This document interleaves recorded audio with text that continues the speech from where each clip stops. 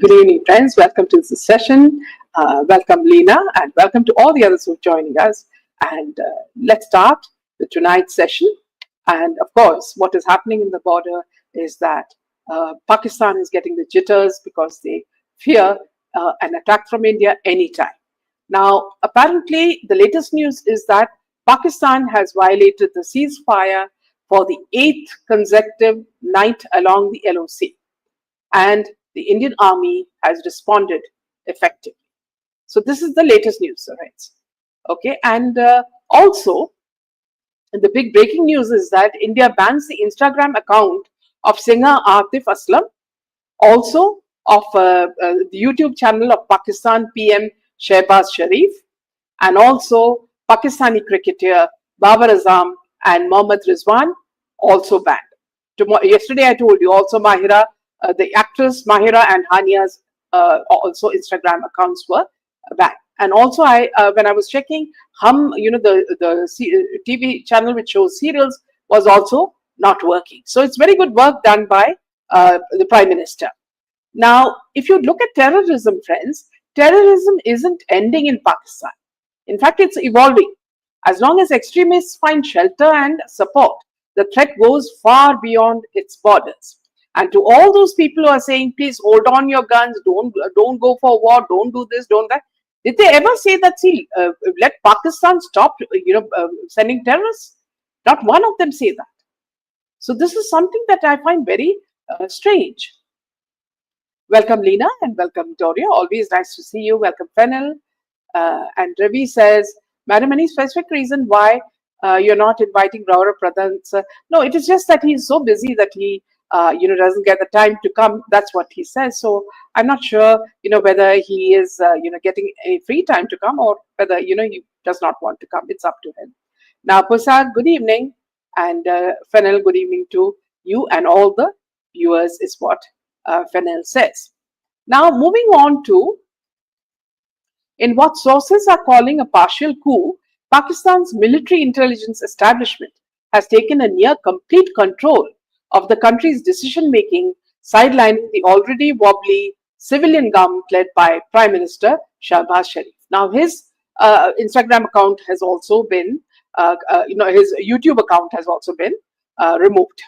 Now, the sudden appointment of ISI Chief Lieutenant General Mohammad Asim Malik as Pakistan's National Security Advisor, a position left vacant since 2022, has sparked alarm across diplomatic circles, as it marks the latest and boldest move by the Army ISI combined to formalize its grip on power. Now, coming in the wake of a brutal attack in Pahalgam, which claimed 26 innocent lives, the timing of this development is anything but coincidental. While Islamabad may try to wear a brave democratic truth mask, the truth is clear, the generals are in charge. In fact, there was never a prime minister or a president there.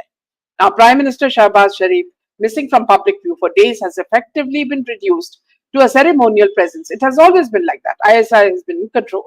Now, his role has hollowed out as key decisions, particularly those involving national security and responses to India, are now firmly in the hands of General Asim Munir and his ISI chief turned NSA. Now, Pakistan watchers say this isn't just a backroom power shuffle, it's a de facto military rule the country has long denied but consistently practiced. The ISI army and now the so-called advisor to the Prime Minister are running the show, confirming that critics have long said in Pakistan democracy is only skin deep and the mask has finally slipped. In a surprising political development, Pakistan Army Chief General Asim Munir has reportedly reached out to jailed former Prime Minister Imran Khan for support. According to the sources, senior military officers were sent to Adiala jail on Munir's behalf to initiate a dialogue with Imran Khan. The purpose of this outreach is not yet fully clear, but it's believed to be a significant move in Pakistan's power corridors. I was just wondering why Imran Khan is actually croaking, from his cell. And then I realized, now the ISI chief has given him the liberty to croak, and so this is, it's very amusing, isn't it? Now, Ravi Shankar says he can reply on all your sensitive questions. Yes, thank you. Great action, says Mr. Great action, Mr. Modi says, Pusag. Minaji, yesterday I heard Pathan Bhai, he was saying all these Pakistani banned channels, these YouTubers have started their channels with new IDs. Whatever it is a difficult way because they'll have to again build their subscriber list. So it's going to be a tough one for them. Welcome, Meera, as always. Good evening. And Milburn says they are expecting their Messiah, the Mahdi, to come as a peacemaker. Hence, they have to create as much chaos as possible. Yes. And Meenaji, the people who say that India should not strike or give a reply to Pakistan have not lost their close ones, have no feelings for humanity. Yes, Gloria. Pakistan might be put in grey list. India is trying for that. And Fennel says, Pakistan has closed doors to their own citizens, thinking that India will take them back and give them a stay. But now they have, apparently the news is that they have started taking them back. So that's the latest. I am confident that PM Modi and Amit Shah have a strategized plan behind the closed doors. Only matter of when the world will see their plan happen. And Kejo was seen pulling legs of Kareena Kapoor in the Waves Summit. Now, public might block all Bollywood cabal who supports jihadis. Abdullah Basit has said, till Kashmir not solved, this will continue. India should go for POK now. Now, here's something about Abdullah Basit that I should tell you. During the UPA time, we would find him coming out of five-star hotels as though he was a resident of India. That's how much liberty the previous government gave this man. And that's why Pakistan is playing golf and cricket within India and eating biryani with, our people. If we had been tough right from the start, this would never have happened. So this is something that we really find, pathetic that, people in India, especially the Congress, has been supporting Pakistan right from the start. Now, friends, moving on to, let me just get you the news for,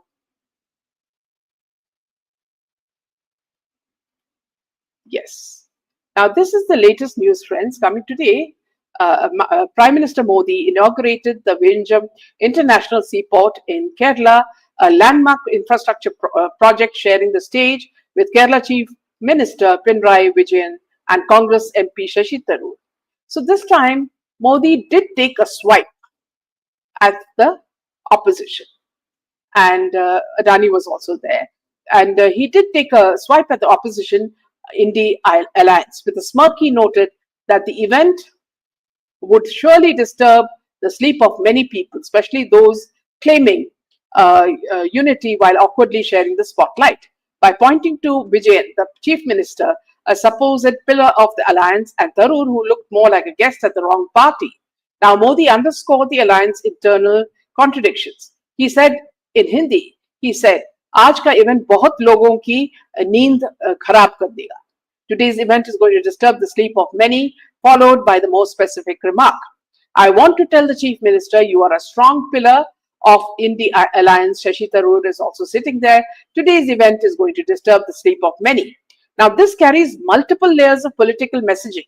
The phrasing suggests that the very occurrence of the Vizhinjam Port inauguration, particularly with the presence of leaders from both the ruling BJP and the opposition, is perceived as unsettling for certain political actors. Now, you remember, friends, this port is high-tech and it is one of the most advanced seaports in not only India but also the world. And this has been created by none other than Gautam Adani, the man who, you remember, for years, Rahul Gandhi has spent all his years poking fun at Modi's links with Adani. And if you fast forward today, Kerala gets to cut the ribbon on a shiny new high-tech seaport near Vizhinjam. And guess what? It wasn't Pinarayi's Red Brigade that pulled it off, but the very man they love to hate, Narendra Modi. Several potential targets for the statement can be identified. What Modi said. Primarily, the broader India alliance is likely in view by highlighting the presence of Chief Minister Pinarayi, who has done nothing for the country except send all the Malayalis outside to work because there are no more jobs in Kerala. And then with that, you also have Shashi Tharoor, who's least bothered about what is happening to Kerala.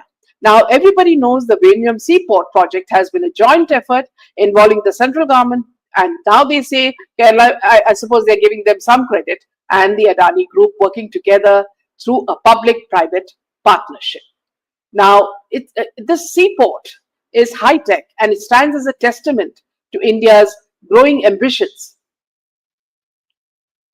And, it's touted as the nation's first deep-water dedicated container transshipment port.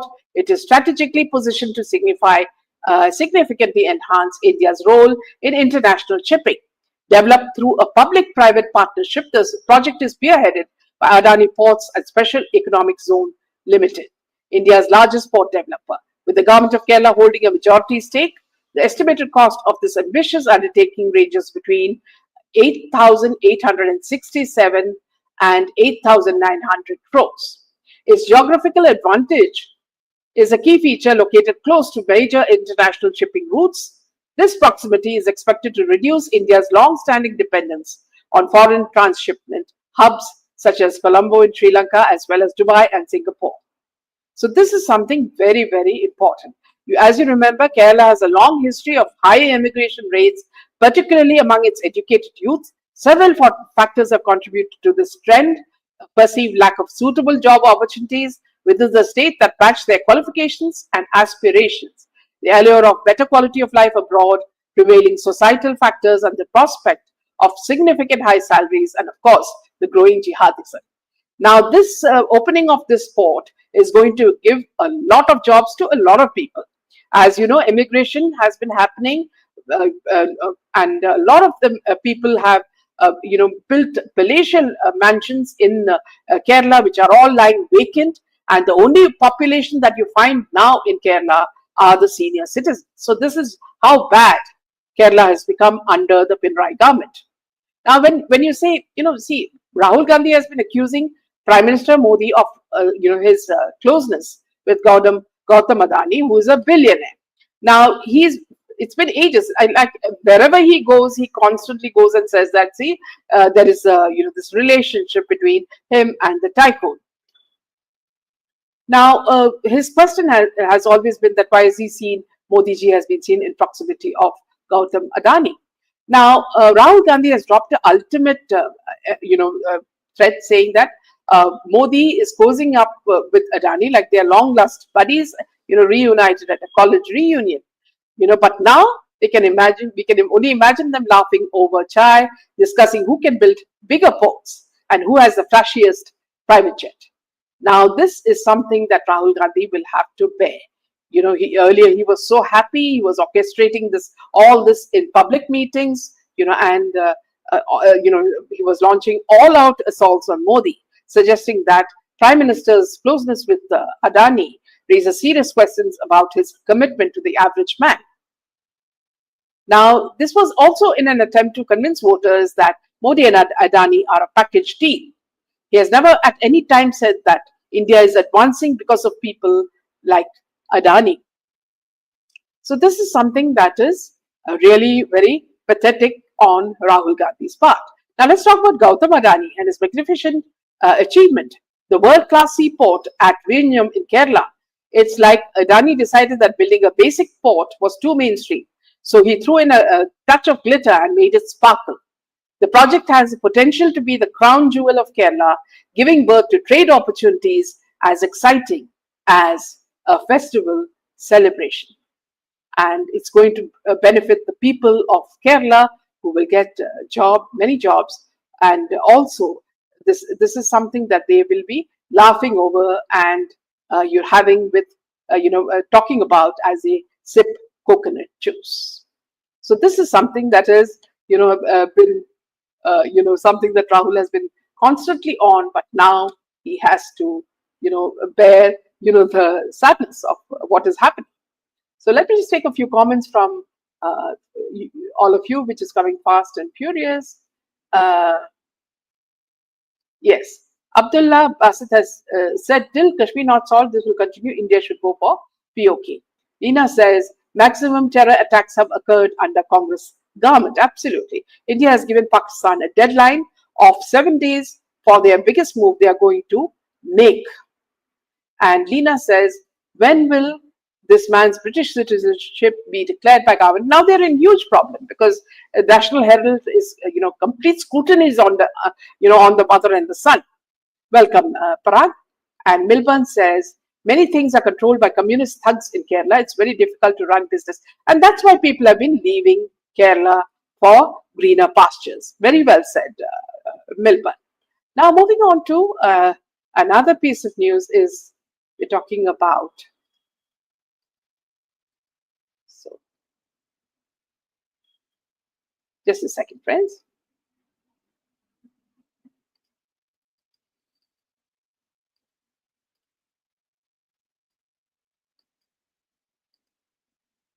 Yeah, so now we're moving on to news about SAIF. Along with SAIF, now,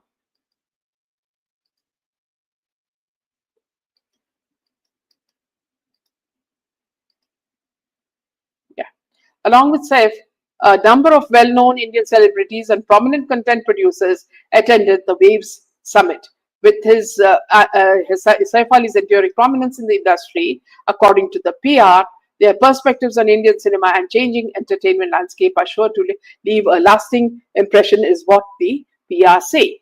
At the event, he spoke about the significance of the event and how it serves as a vital platform that opens doors to wider possibilities, enabling creators and collaborators to come together and elevate the landscape of entertainment to new heights. Now, my question to him is that somebody just recently watched your movie, Jewel Thief, and they said that there can't be a worse movie than that.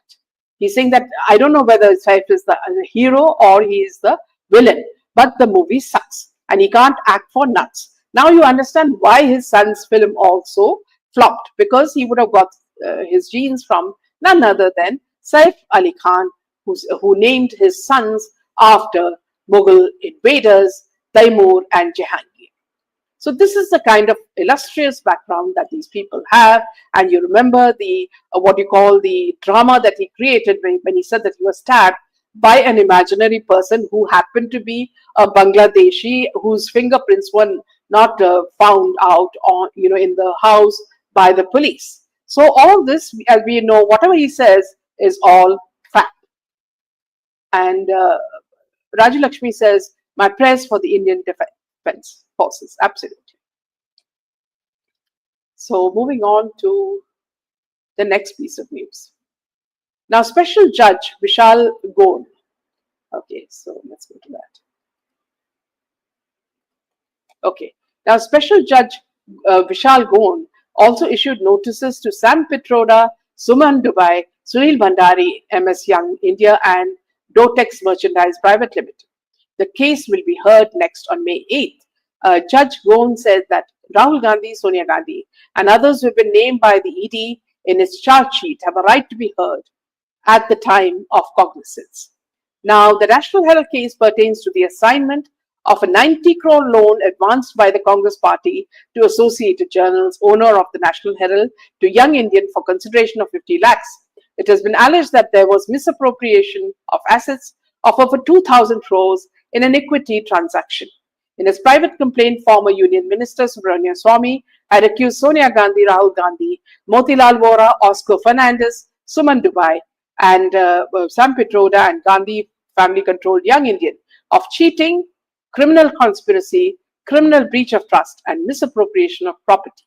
The ED has filed prosecution complaint against the Gandhis as well as Congress leader Sam Pitroda and others on April 15th this year. Now, moving on to Shah Rukh Khan. He spoke very candidly about his experiences attending Karan Johar's extravagant parties, admitting that he frequently feels alienated in those social settings. Despite his fame and his long-time connection with Johar, he admitted in an open discussion that he doesn't feel comfortable at lavish events. In a hilarious admission, he says, I sometimes feel like there isn't a single person who's like me at Karan's parties. According to him, he feels out of place among the usual audience at Karan Johar's gathering because of their glitzy environment and prominent industry people. It is an entirely different universe. The spirit and way of life of the people there are completely different from mine, he said. The actor highlighted his close relationship with Karan Johar and conveyed his appreciation for their long-lasting friendship. In the same conversation, he expressed that he has a problem with the distinction between outsiders and insiders. He stated it was not important as where one comes from is irrelevant. He also said that how one held the ground in the world they aspired to enter was far more important. He said, I also have a problem with the distinction between insider and outsider. I think they're just not important. It's not important where you come from. The truly matters is how you hold your ground and the world you aspire to enter, be it business, politics, or acting. Now, the funny thing is, friends, in such functions which are, I suppose, hosted by the government, and it is meant to ease the relationship between politicians and Bollywood. I always find that, see, why are they selecting these losers, as their role models? See, because Rahul Gandhi is not the best, teacher that we need, right? He is just a, as far as we are concerned, he is just a loser, an old man who should now quit films and start doing something else. But he doesn't realize that, and he's still, carrying on, his young man role with the girls who are old enough to be his granddaughters, and he still thinks that he has that, charm. But these people are all living under some kind of a, they have absolutely no knowledge that they are no longer wanted. You remember at the IPL how he was booed. They did not want to see. They didn't want to even see him hosting a show. And similarly with Salman Khan also, people have clearly boycotted that actor. And still the Khans think that they are very important and that Bollywood can't do without them. Gloria says SRK feels like that probably because he must be getting high. And this is quite entertaining, seeing Saif make a fool of himself by a fake assault, that too right before his son's launch and his own film release. They really think we are stupid, don't they? It's crazy. Absolutely. Yeah. Now moving on to the next piece of news. We're talking about Shruti Hassan. The elder daughter of Kamala Hassan and Sarika has starred in some popular films across various industries. Now, she has acknowledged her privileges, and in a recent interview, she shared how her parents' separation humbled her as she saw life that was devoid of any luxury. She says, when we moved from Chennai to Mumbai, it wasn't like we moved from a mansion to another mansion. It wasn't really comfortable in Mumbai, but I'm glad these lessons happened. From traveling everywhere in a Mercedes to taking the local train was an abrupt changeover. And I realized how we can learn from these journeys. And she revealed that after spending a few years from Chennai, she found it in her to make a few amends in her personal life. I had reconnected with Appa, which means her father, by then and went abroad to study music. She also added that her aim was to be financially independent without showcasing a feeling of entitlement. She also said, honestly, it wasn't from a place of thinking I was better, but it was because I felt lesser than everybody around me. I think there was a fear inside me, and even though I was projecting a confidence, I was shaken to my core for many years. She said, signing off by explaining how there was a shift in her attitude when she gradually learned to be humble. I realized the more humble I became, the more well-mannered I was, and I exuded a lot more confidence. Now, let me just take a few more comments. So, yes, Farhan, very, very well said. Waiting to see the Congress thugs behind bars for their blatant corruption in the National Herald case. Minaji, after SRK was humiliated, our beloved SSR humiliated SSR on our show, I've lost respect for him. He does not exist for me. I don't believe him. Whatever. Yes, absolutely. And now he wants to act as though he is the outsider. Very well said.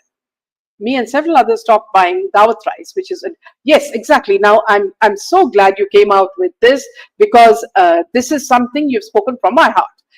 Earlier I used to make biryani with Dawat. The moment I saw it endorsed by Shah Rukh Khan, I realized that we should not, eat anything that comes under the brand Dawat. Because what Dawat has done is they have made it a monopoly to bring everything under biryani under their brand. So friends, please listen to what All-in-One is saying. It's a very important advice that he or she is giving. I've seen SRK in the airport. He looks like a zombie anyway. Yes, absolutely. Yes, absolutely. So this is what is happening, friends. And also remember, these people who are acting now very high and mighty, like Shah Rukh Khan and Akshay Kumar, who are all in this waves thing, standing with Mohanlal and Hema Malini and, Rajnikant. They think they've reached the skies. But these are the very people who have been, promoting Gutka, and they've been pulled up by the courts several times, and now I feel that they should be arrested, because gutka causes cancer. Everybody knows that. And are they doing that to the next generation? So these people are our biggest enemies after, their friendship with Pakistan as well. Google halal products. You'll be shocked to see how many are halal companies. Yes, in fact, I stopped Himalaya products because that is another brand that we should not be buying at all. They use Hindu names, and they say that they are Hindu brands. So I think we should, high time we should ban all this. Kamala Hassan is known for his leftist stand. He hates Hinduism. Parag, very clearly, these people are funded by external sources, and this is the reason why they speak anti-Indian language. These are all Deshdrohis wearing the garb of Indians. They are not Indians. They are all Deshdrohis. And Meera says, Meenaji, all these Bolivians are terrified. They're doing everything they can for damage control, though looks like everything they do is falling. Yes, absolutely. So Milburn goes on to say, Al-Kabir, Amul, Britannia, Nestle. Yes, these are brands that we should actually ban. So thank you, Milburn, for telling us about that.